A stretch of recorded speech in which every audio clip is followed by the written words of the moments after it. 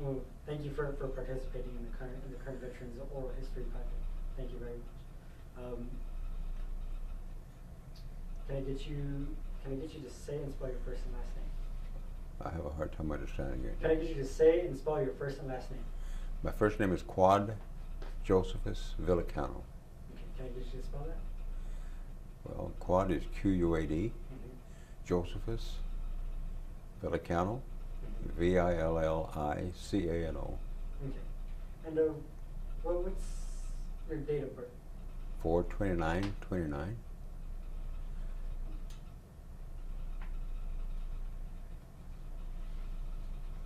Okay. So what branch of service did you serve, or were you involved in? Army. You were in the Army. Uh-huh. What's the highest rank you got in while you were serving? Acting sergeant, but I got discharged of private first class. It's like, where were some of the places you served? Well, mainly was at what's known as the Iron Triangle, which is on the 30th parallel, which is today the DMZ. And I was at Kuma Valley to begin with. And then I was with my unit through a period of time, and also at the Punch Bowl, which was in the same area but to the west.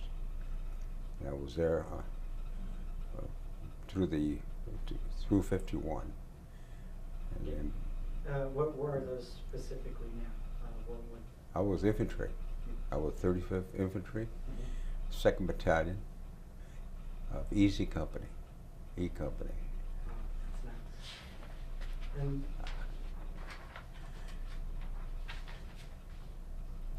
did you get drafted? It's like, real quick, it's like, what? That's the Korea War. Your Korean War? Yes, I started out as a rifleman, and then I became a BAR-man, which is a heavier weapon. And from there I proceeded to serve under that position until I was given the platoon, and then I carried a M2 carbine, and I carried that until I was discharged from Korea I was returned to the U.S., which was, I guess you could say, Camp Roberts, where I came back to. Okay. And it's like, were you enlisted, or did you enlist, or were you drafted? No, I was drafted. You were drafted. I was drafted, yes. How do you feel being drafted in? Well, you answer the call of duty, like everybody else. And I didn't feel good about it, because I was active on my dad's farm, and I was very involved with my farming. But when you get drafted, you do your job, and that's what I did. It's like, where you said you were on your dad's farm, right? Like, Well, where were you living? It's like on your. We lived on the ranch south of Bakersfield, about 16 miles. And we all lived there at one time or another. All my brothers before were in World War II, so I was the only son remaining on the ranch after the war of World War II. So when I got drafted, I was actually pulled off the farm and ended up in Korea. And so, it's like, why did you pick? It's like, did you pick the branch of service you were going into? Or? That's all predetermined by your superiors. Okay, and it's like, how did you feel being drafted to your particular service, or area of service? I didn't feel very good about it, because I left my dad behind, my family, my folks, and I knew my need on the farm, so I felt rather awkward until I had to face up to the fact that my life was on the line, and from then on I grew up very fast. I had no idea what I was getting myself into, but through the process of moving forward, I gave service, and I managed to survive it all. So I feel fortunate for that reason, returning back to the family farm. So do you remember your first day of service?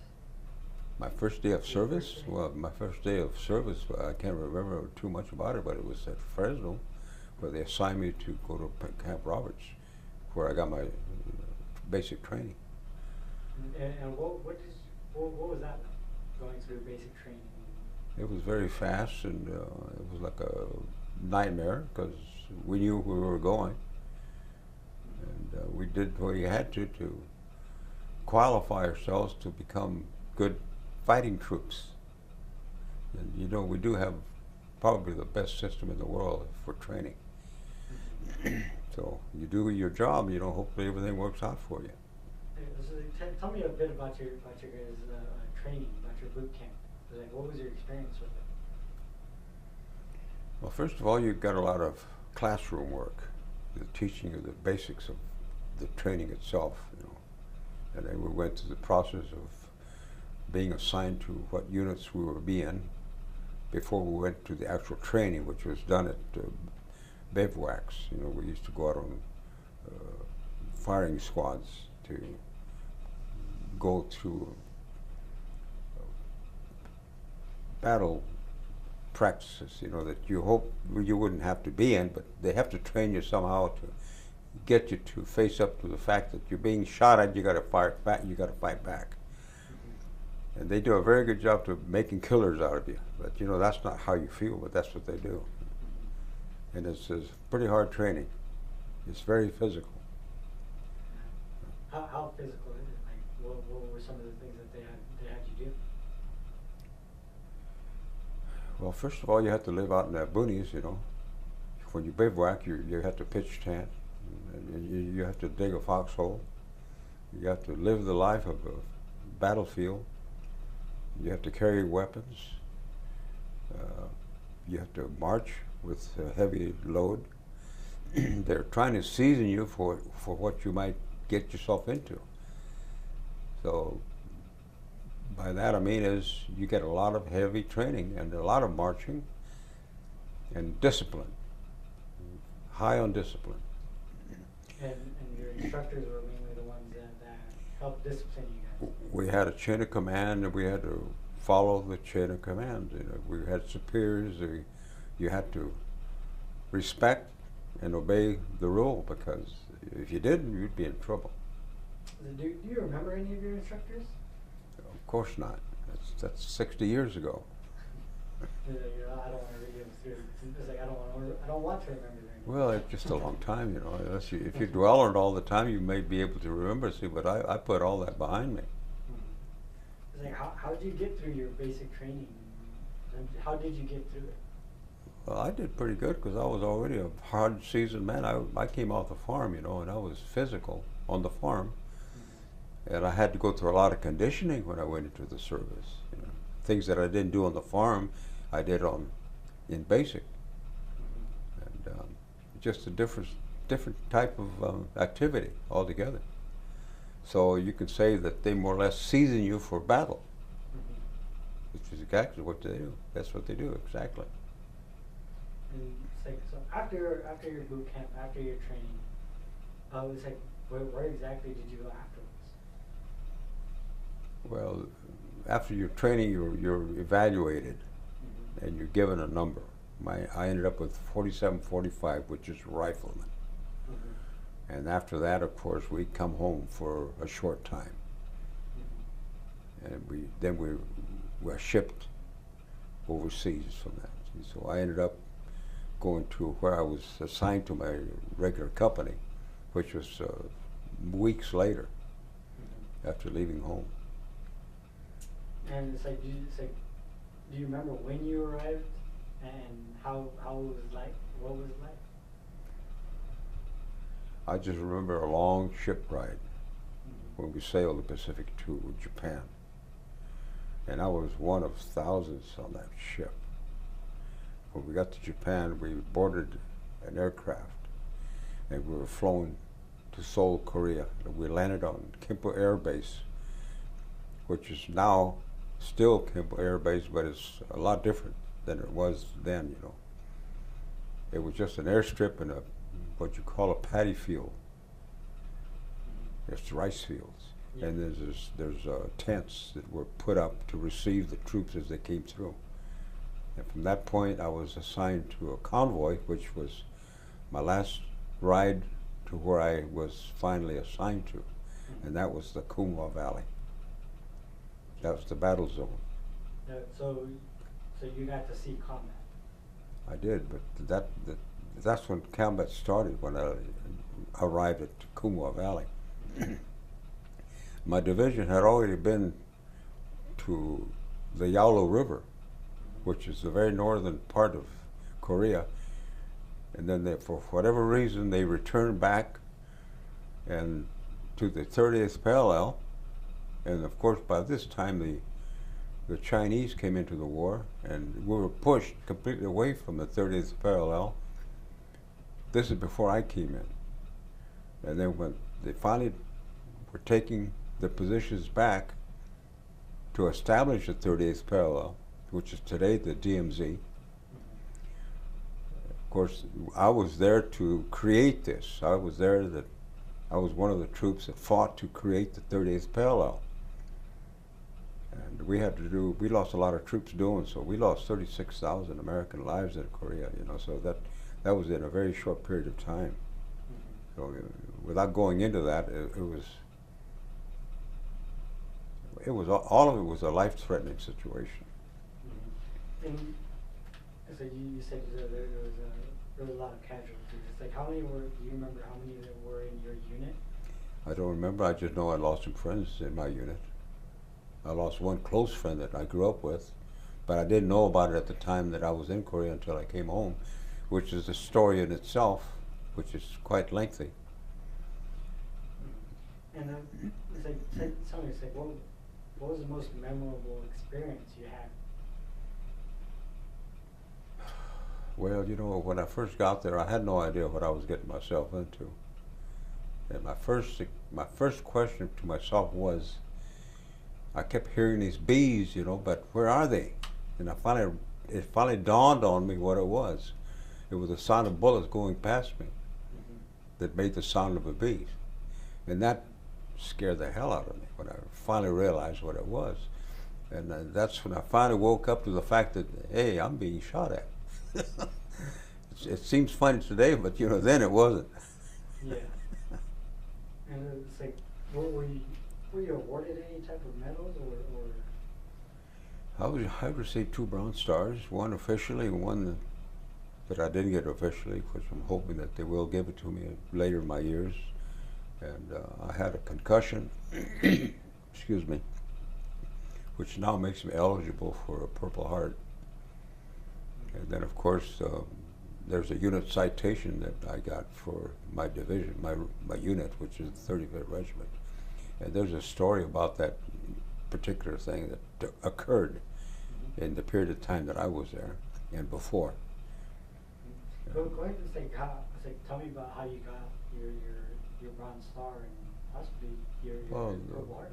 The Bronze Stars are life-threatening, to get it. I don't know what it is today, but back then it was life-threatening before you received a Bronze Star. It's valor in the line of duty under fire. And I got the Rifleman's Badge, which you get if you're an infantryman in the front.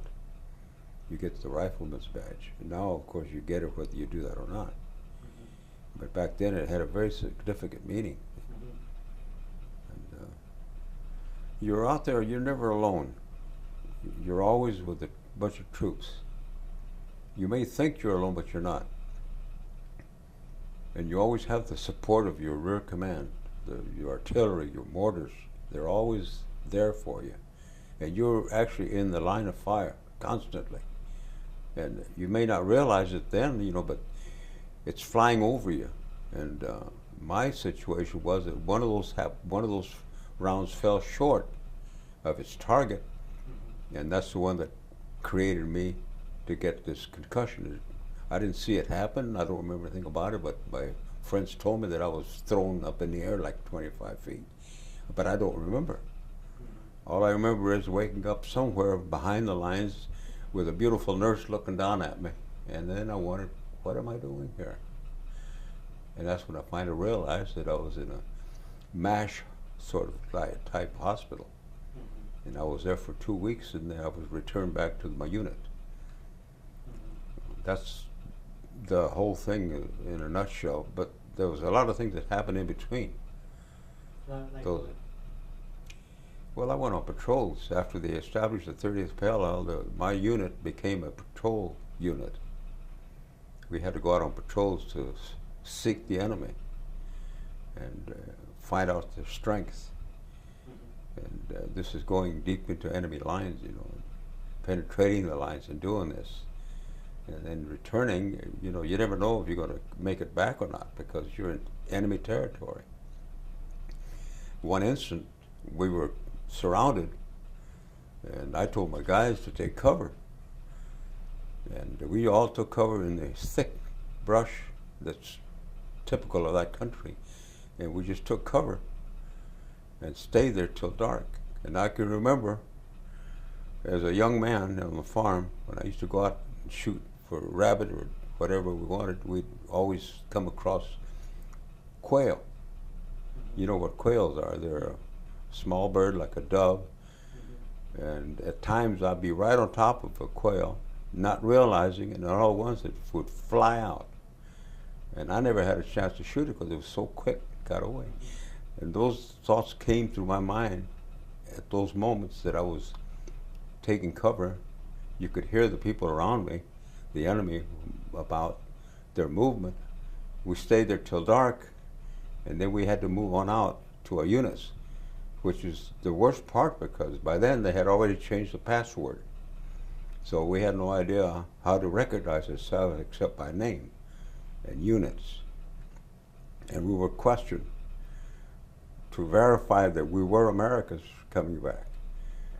And we were lucky at times that they were able to walk us through the minefields that were put in front of our line. Otherwise, you would trip your own mines and not make it. So we ended up, we're like liberators. We're out there fighting for guys that are there with us. We're all there for the same reason. We're liberators. And those that are lucky that come back, we're still liberators. The real heroes are the guys that get killed. Those are the real heroes, not me or the guys that make it and come back. We're liberators. That's what we are. And the guys that make the ultimate sacrifice, those are the real heroes. Along with the nurses that serve us when we're on the front lines. They're out there with just their nurse kits, no weapons, looking after the downed troops. Now this is in the combat area, and these are women nurses. I always call them the unsung heroes. So it's like with the nurses, with you being in the frontline work, it's like there must have been a lot of people being injured and a lot of casualties being in the frontline. It's like what were some of the things that you saw that molded your life? You mean while I was in Korea? Yeah, while you were in Korea. It's like, what was Korea is a very hilly country. There's a lot of hills, and there's a lot of small pine. And the thing that you can't remember is it was hard to get around that country because of the brush. You had to muscle your way through, and you had to do that under fire. So it's not very easy. You crawl a lot, getting where you're going to get. But like I say, you're never alone. See, so you do it as a unit, and you do this until you reach a point, and then you hold back until there's further notice to you to do the next step. Which we didn't know what the next step was going to be. In other words, you were under a certain command, and you wait for instructions. That's the way it is. Just always instructions. So, what were some of the battle strategies that you guys? Well, the main ones was the Iron Triangle. That was a very difficult period. That was my first encounter in the battlefield. And after we achieved our goal there, which was part of establishing the 30th parallel. And then the other was going to the punch bowl. we liberated a unit, one of our units that were under heavy fire from the Chinese at this time, Soviet Chinese. And one of those men that we liberated at that point was my cousin. And we must have brushed shoulders when we exchanged positions, but I never realized who was there. But after I reached my point, I realized that somebody had been there. See, and after I came back, I finally realized that it was my cousin that it was at that particular place where I ended up at the Punch Bowl. And our first job at the Punch Bowl was to allow the enemy to pick up their dead, and we picked up our injured and dead at the same time. They had a ceasefire for us to do this. So each side exposed themselves to do what they had to do. And then, of course, they loaded all these troops on army trucks down behind the lines at some point. And they were taken to the far rear to dispose of the enemy bodies that were picked up and to account for the ones that were wounded and killed of the American troops. Because they were all picked up wherever they laid. I believe it was done for sanitation reasons, you know. Because if you leave bodies laying out, you know, they decay and it gets pretty bad. But anyhow, at that point, I don't want to go into what they did with these bodies that were of the enemy. But later on, I was in a detail to run a bulldozer. Of course, you volunteer for things that you know you can do, and I volunteered for that. So I didn't realize what I'd be doing. So they assigned me to this Army bulldozer, along with another guy with an Army bulldozer, and we dug out a trench. We just dug this complete trench. Then I'm telling you this because this is what happened. And then these Army 6x6s, which had dump beds on them, backed up to this trench. And they dumped these bodies into that trench. I had no idea what we were doing. And all of a sudden, we were given the order to cover that trench. After they put lime stuff on all these dead bodies there. And so we bulldozed this dirt back onto those trenches. It was a mass burial, is what it was. It happened in Korea. Now you can call that what you want, but that's what happened. And it was a very bad experience for me when that happened. Then I returned to my unit. So it's tell me about a little bit of your lifestyle while you were in Korea. I was in Korea 11 months. 11 months. You were in Korea for 11 months, and that was too long. So how did you keep in touch with family members while you were over there? I used to write letters all the time. Just never quit writing letters, and I've received letters from my folks. We had very good mail service in spite of the conditions. And I had a friend that I went overseas with that I used to correspond with.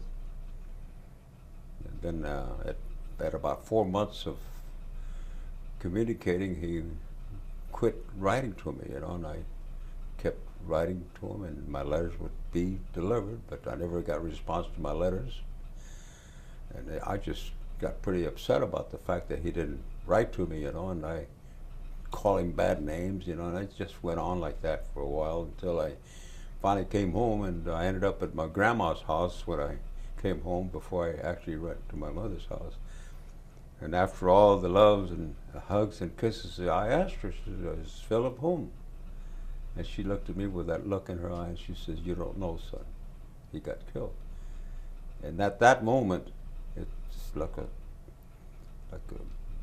ice came down on me. I just felt so cold.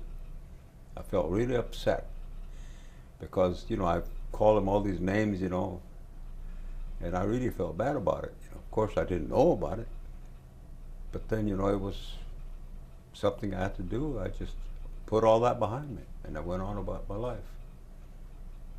And it's like, how did that affect you? Well, it's pretty hard, you know, to get over that moment, you know, of knowing what happened to this young man. But I had a life, that I had to fulfill for myself, and I managed to put it behind me and went on with my life. But I never forgot this young man. And it's like, how is the food? How's the chow in Korea? It's like, what are the type of meals you guys have? But we had, most of the time we had what we called the assault packet. It's a C ration type. Your C ration is a larger box that has more of the food that you want to eat. Then you have what they call the assault packet, which is a small portion of food that you carry that on your person all the time, and you eat from it, and you get that daily through your connection with the rear. But the food actually is good if you're back with a company, in division rear or regimental rear, because there you go to a regular kitchen. But you only go there whenever you come down from the battlefield for whatever reason, a bath or uniforms or medication. For whatever reason you come down from the front lines, you end up getting this food, that's very good food. It's hot food, and it's well prepared, even though we don't think so at the time, but it is good food. And so what are some of the differences besides just from the salt?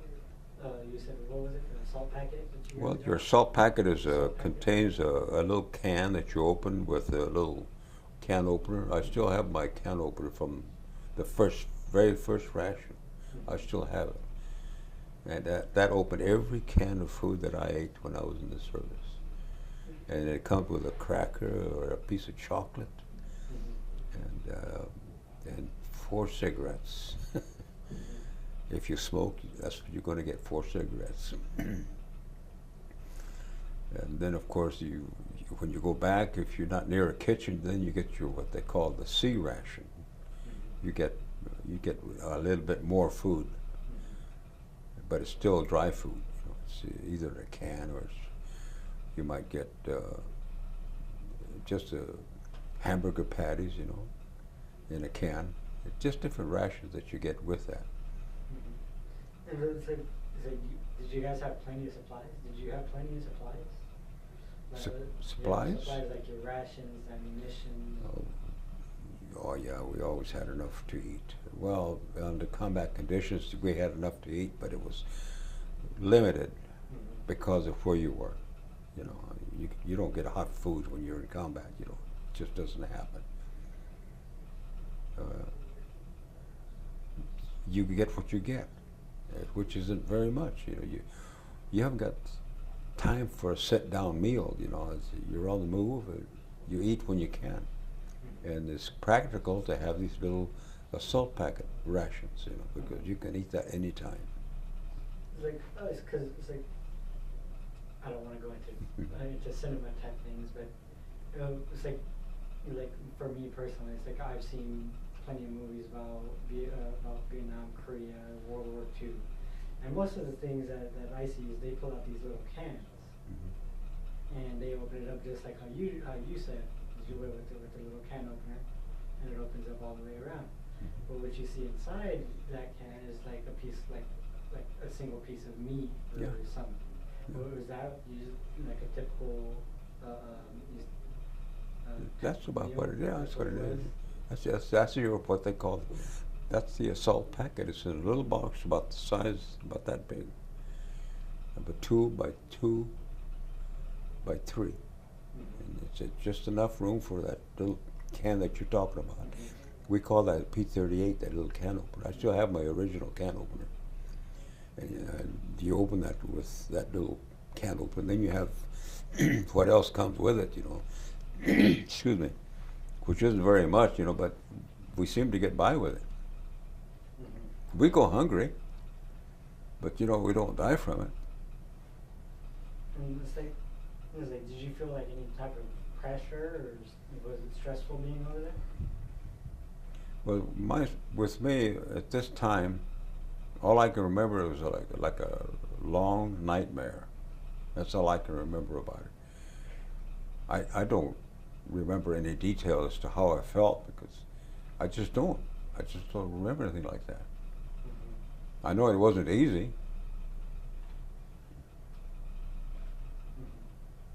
And it's like many people usually have, well, a lot of people have good luck charms. It's like, did you have anything, an item that you thought would bring you luck?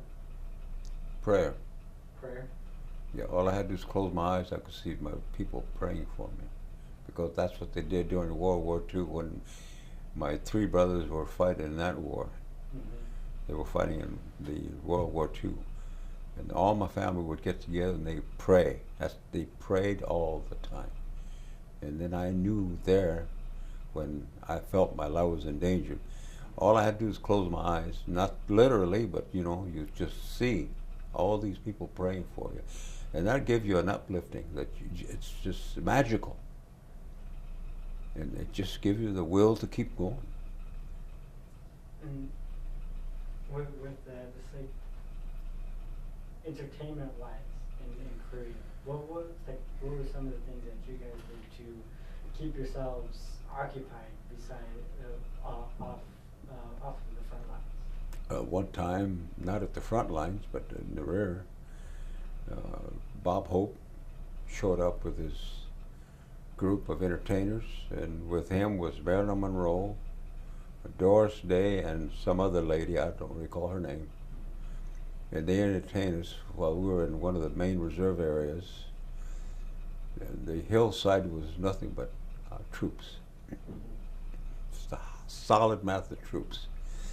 And that was a big moment for us to see that on stage, and the temperature was like 20 below zero. And these ladies came out there in a little apparel that they were cold. Mm-hmm. But they did a show. And you know what? You don't forget those things. I guess it has so much gut to it, so much meaning to it, that you're not forgotten when you're out there. They kind of bring home to you. And Bob Hope did a great job with that. It's like you said you saw Marilyn Monroe. Hmm? You said you saw Marilyn Monroe. Was that Marilyn Monroe was one of the entertainers there. It's like she's an iconic woman. It's like how did you feel seeing all these entertainers there?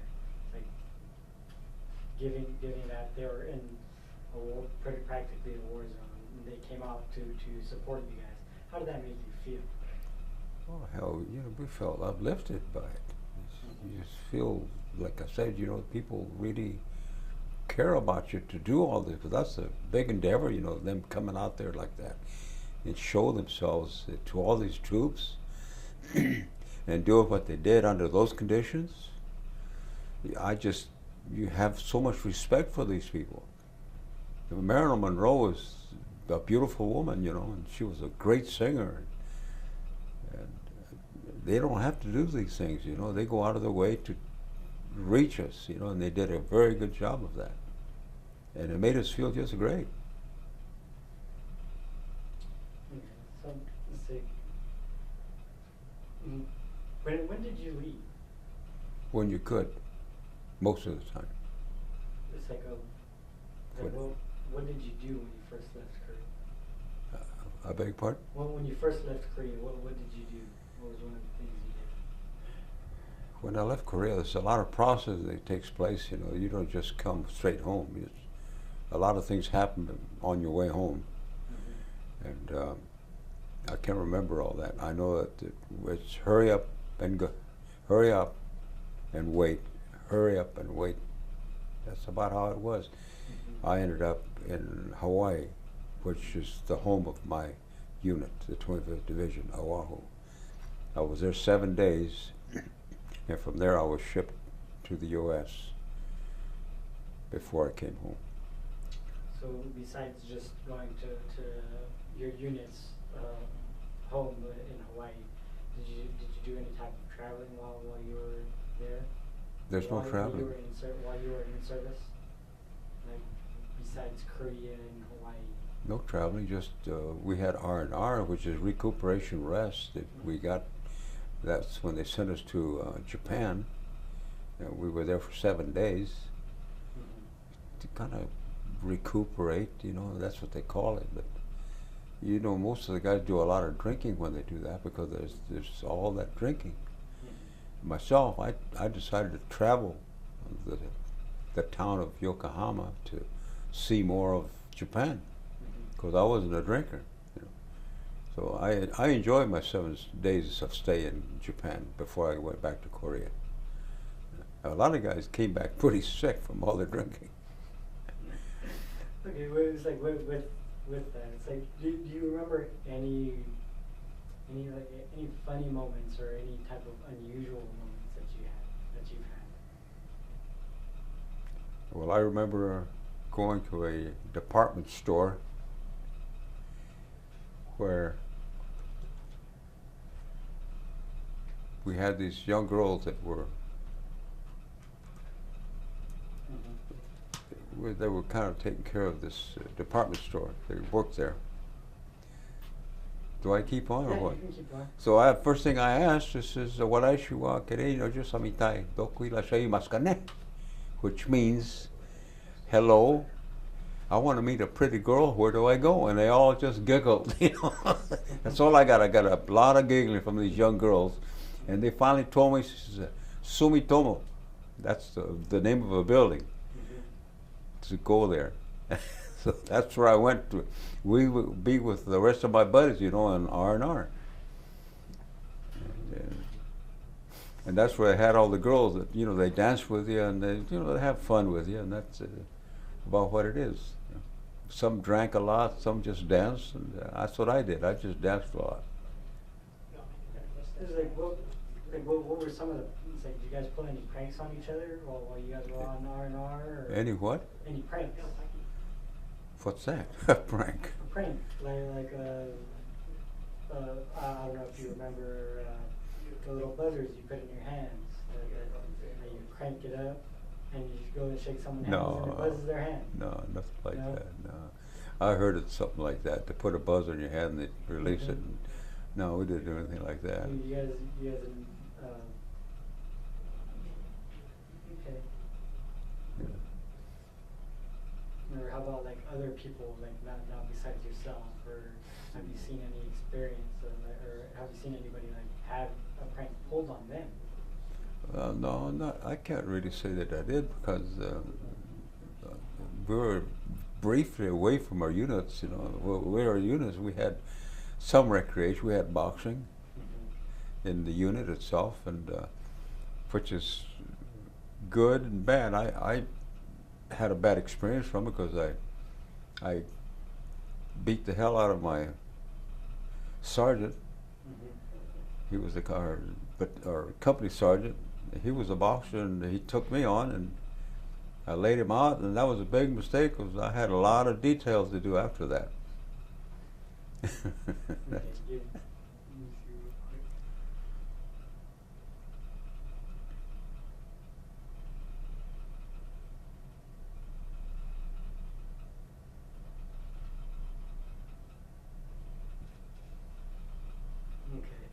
So it's like you guys didn't pull any type of pranks. Like how it's like, well, it's like, did you guys have any type of photography or? No. I had a camera. I took a lot of pictures. I had this Kodak bellows type camera, and I took a lot of filming. While the P-51s were strafers, they strafed a lot. They dropped a lot of napalm, and they flew some tremendous missions right before your eyes. And I took pictures of all this, but then after the thing was over, I put my camera away, and it had a bullet went through it, and it exposed the camera. It was the bellows camera, and it just tore up the bellows. But I opened it, it exposed all the film, so I didn't bring anything home. That's the extent of my movie taking while I was over there. So you don't expect it, but that's what happened. So it was like one of these cameras, but it was film.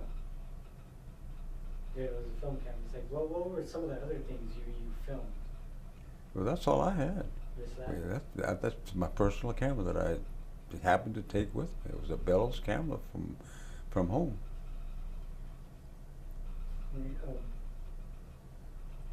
So how are you with your fellow soldiers and your superiors? We had some tough moments. We stuck it out. There was a lot of respect among us.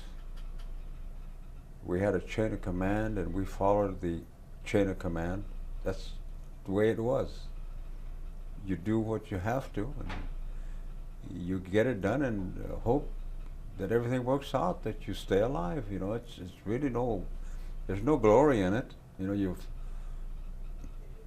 it's not like you're in constant fire, but you have the moments that you must fight, and you can't describe it because it's like a nightmare. You just remember it as it happened, but you can't really put a finger on it. I know that we have a tremendous team effort, and it's a huge effort.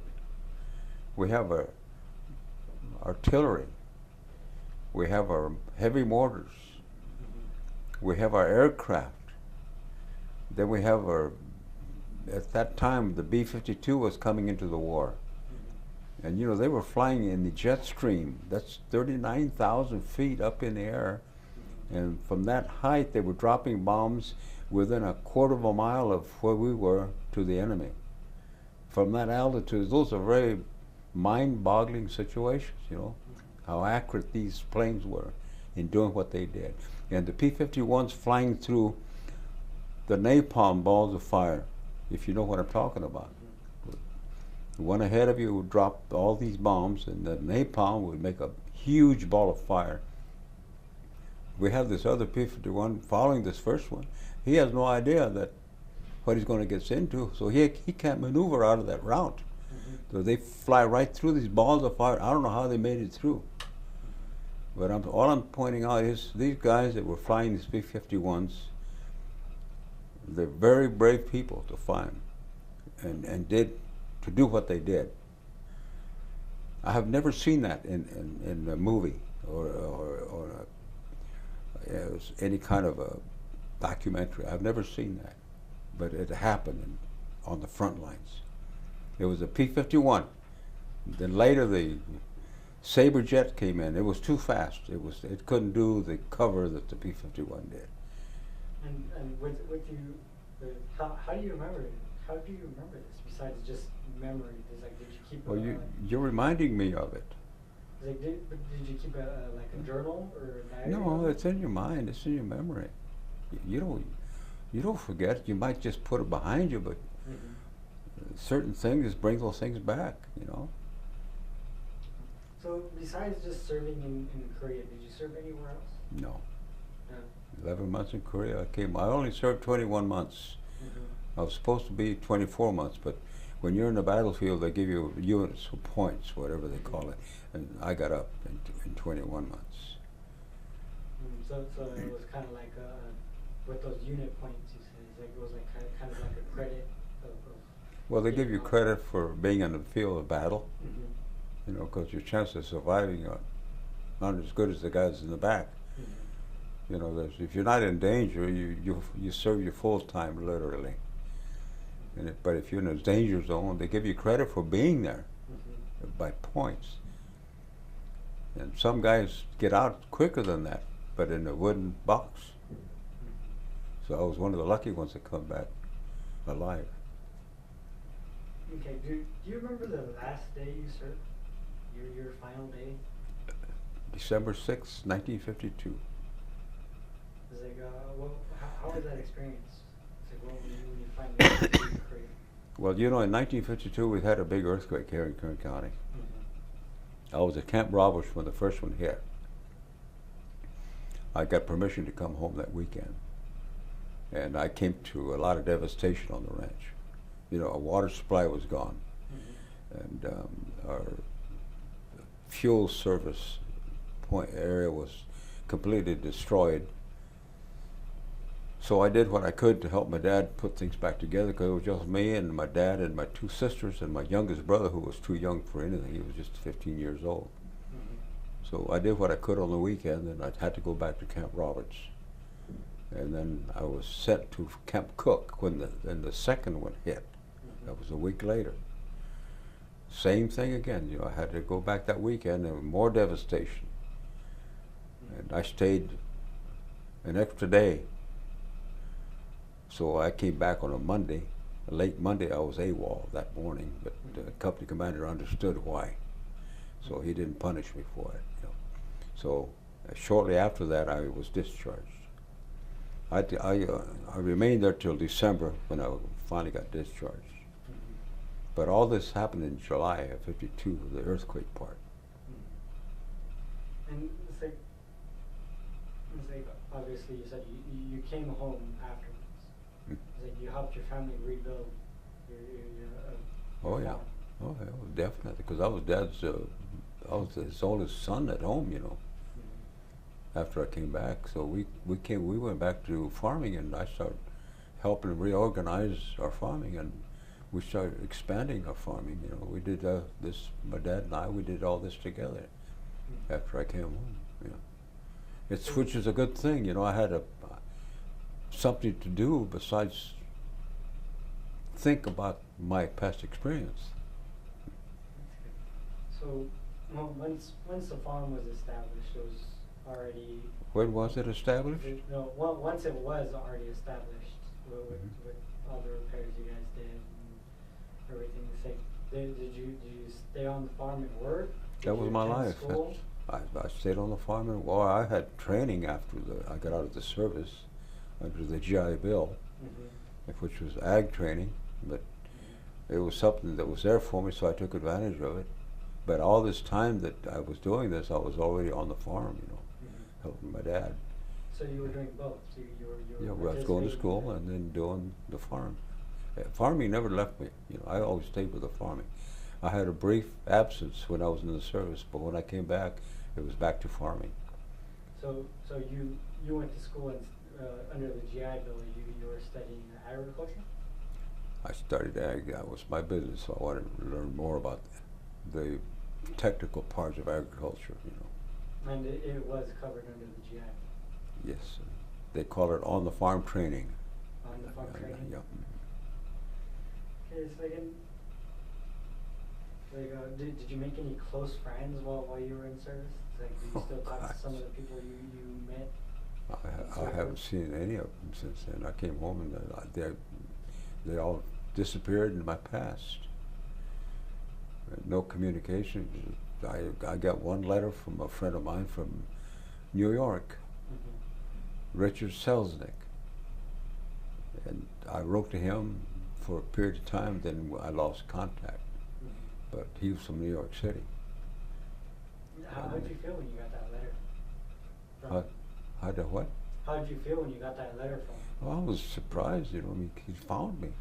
So evidently, somehow he must have got one of my letters and got the address off of one of my letters to find me, you know, because that's the only way he could have gotten it, because I never gave him my address. And did you join any veteran organizations? I became active in organizations afterwards, yeah. So the Native Sons, which are local, and I did work with the school activities and farming. I used to go out and help young men in working their projects for their training in school while they were in ag. Mm-hmm. I made field trips with groups and that sort of thing, you know, for some time. Then I finally got away from that, and it just went. I got married, then I concentrated on being a good husband. So again, and you said you stayed on the farm. You got your education in agriculture. Like how is your it's like, are you still farming? Or is like, how is your business? Well, I'm 84 years old now. See, I'm not farming anymore. Yeah. See, no. But I farmed, like I said. I went into construction with my son-in-law, Mm-hmm. who was married to my youngest daughter. And up until about 4 years ago, I got out of that for medical reasons. So, So once you got your education, you built your career in farming and agriculture. what was my training, you say, or? No, it's like once the Korean War was over, so you built you say you. And it's like you did your education. You built a career in agriculture. Well, that was all my family are farm people. They're all farmers. My uncles, my grandpa, my great grandpa. We were all farmers. We developed a lot of land in our lives, because back in the old days, this country was raw. There was nothing going on except development. This country was developing in that period of time, and my family was involved in the distribution of water in the valley here, and they were involved in building of dams, and we were involved in opening up land for farming. That's the way it was back then, because there was nothing here. And it remained that way up until about most recent years, when Tenneco came into this area and took over a land company, and then they start selling the lands that this land company had, because the land company never did sell the lands. They kept the land, but then Tenneco, they start selling the land, and of course that's when Bakersfield started growing, and it hasn't stopped growing since.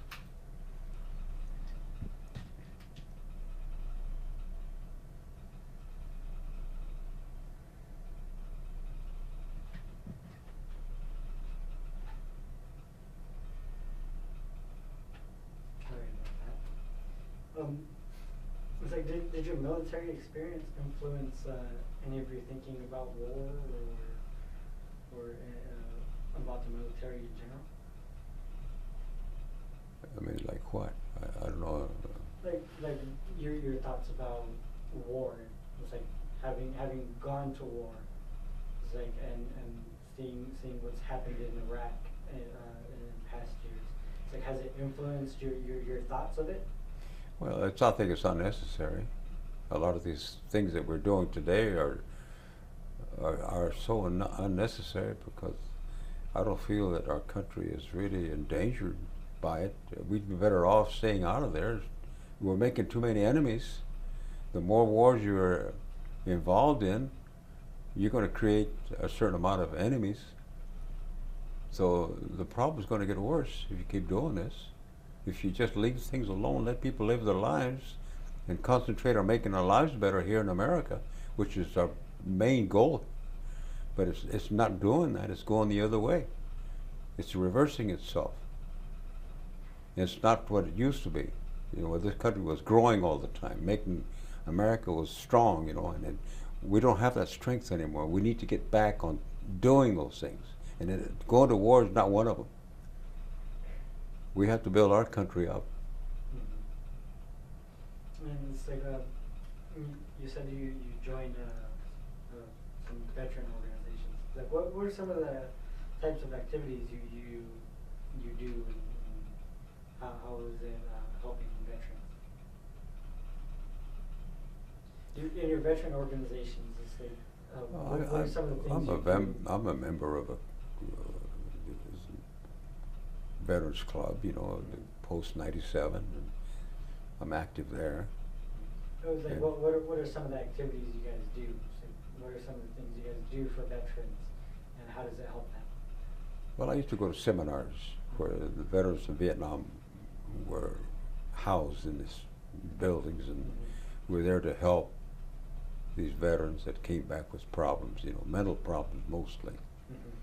I used to do quite a bit of that, but I got away from it, because you're repeating yourself constantly with the same scenario stories, and I don't need to be doing that all the time. But they say it's a calling, it might be, but somebody else has to come in and do that.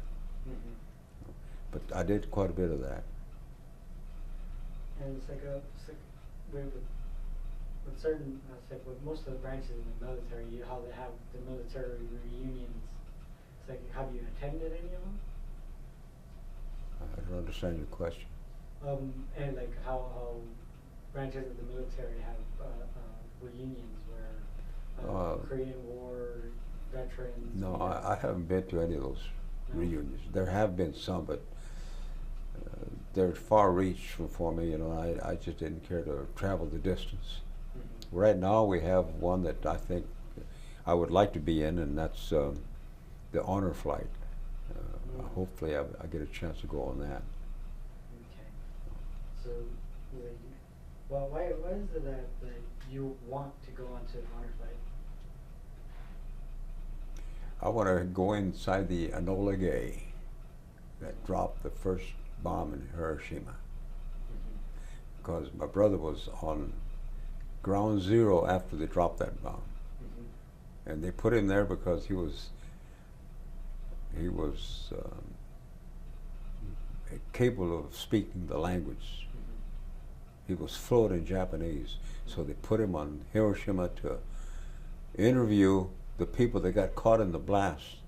Mm-hmm. It's a very significant time, you know, in our family because of my brother. And I want to pay tribute to my brother by going into the Enola Gay Mm-hmm. and sit at the cockpit. It would be a huge honor for me to do that. And that's what I really look forward to if I do make this trip. Mm-hmm. And so,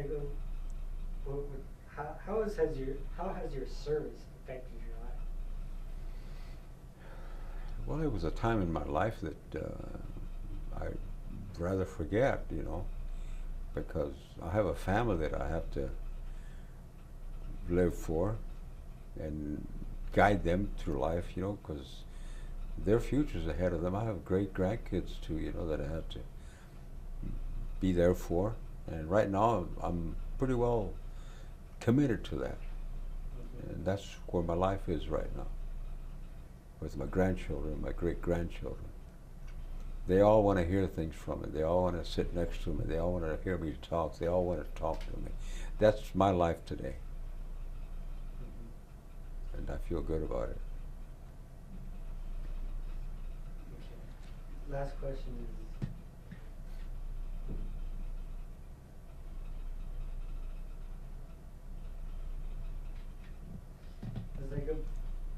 is there anything that you would like to add that I didn't cover in this in us talking? Well, right now I'm in the process of getting my records updated. There was a time when I could have had that done, but I chose to come home because there was that period of time that we had this earthquake, and there was a lot of work to be done at home. Mm-hmm. And when my time for discharge came up, I wanted to get to the farm. So I was offered to stay another 5 days to update my records. Mm-hmm. But I chose to come home instead, which was my privilege. But today I wish I'd stayed and had my records updated. Mm-hmm. And hopefully that'll come to a close. Well, what's the significance of having your records updated? Well, first of all, my medals have to be all in order. Mm-hmm. There's some holes in it right now. I need to get closed. Mm-hmm. And my rank, I was acting sergeant through the Korea War towards the end of my time being there. But I got discharged as PFC. I got that rating as soon as I got to Korea. Mm-hmm. You know, and it just doesn't measure up. My assistant BA Armor became sergeant. Mm-hmm. And after I met him at a base in reserve, he looked at me and he says, "I can't believe this, Quad. You should be the sergeant, not me." But that's the way things happen sometimes. Mm-hmm. I was acting sergeant, and I guess I should have moved on, but I never got my rating. Mm-hmm. Never became official. And that's another story, you know, and which I don't care to get into because it takes too much time. Mm-hmm. But certain things happen in your life, you know, that fall in place. And if that moment in time isn't given a way out, then later it becomes hard to correct that. Where that's where I'm at now. I'm trying to correct that. And I hope I have a certain group of people who are working to get that done for me. I don't know what the outcome's going to be, but hopefully we get together on that and get these things ironed out for me. I just want to get it where it's correct. And my military records were in a fire, and you can't read them, and they tell me that I don't qualify it because I can't qualify it. If you go to my records, you can't read them. So what do? You got to have some help somewhere. Yeah. And that's what I want done. I just want my rank and my medals brought up to date. Okay. Real quick, I'm gonna have you say your name again, your ranking, and what My rank? yeah, your name, your ranking, and what war you served in. Yeah, my name is Quad J. Villicano. I served in the Army under the 35th Regiment with the 25th Division. Company E, 2nd Battalion. That's it. It's like what war were you in? Korea War.